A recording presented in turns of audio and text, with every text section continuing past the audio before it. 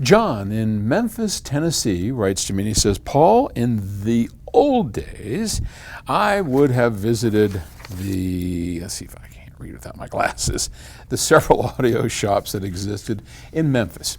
And now the nearest place to audition good audio gear is 200 miles away in Nashville. So we've grown more and more dependent on reviews in our decision making, obviously. While reviews in Stereophile and the Absolute Sound are more objective than the ones we used to read in high fidelity, stereo, and audio magazines, they're not critical enough. I mean, when was the last time you ever read a bad review of a product? Which makes me curious if they're actually telling me the truth. My question is this: if one is considering a purchase and you don't have access to a high-end retailer, where can you find good critical information? That's a question we get asked a lot, and I wish I had a terrific answer for you, but I don't. It's very hard, and even in the best of times, to be quite honest, I don't know that we were being served properly.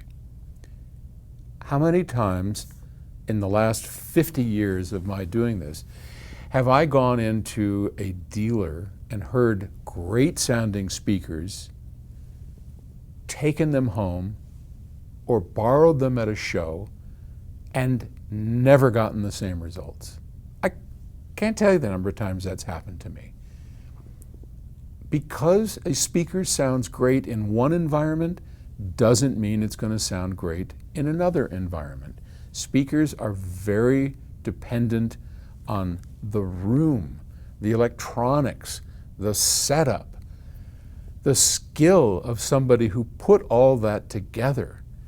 And yeah, you can tell stuff at a dealer. You can go and listen at a dealer's, but I gotta tell you, the only way you're ever gonna know is to try them at home.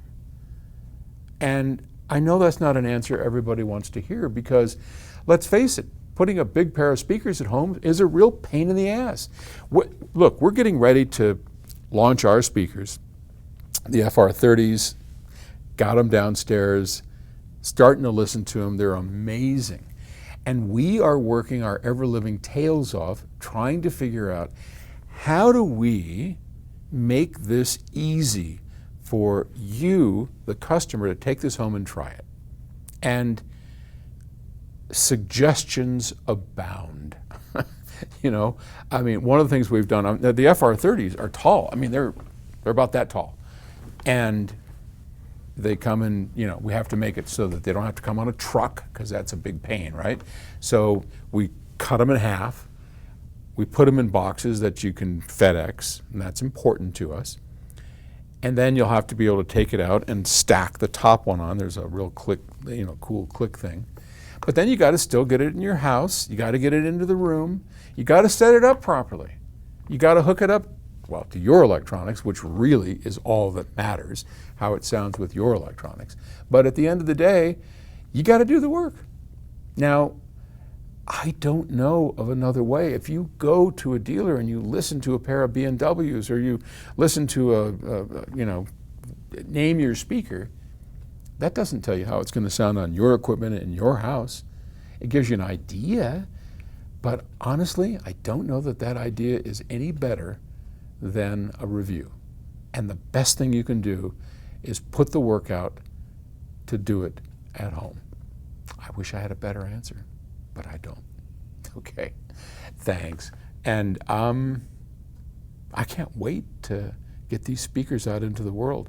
It's going to be an interesting challenge to see how people do auditioning speakers in their own home, which at the end of the day, well, you know what I think about that. All right, thanks. Talk to you tomorrow.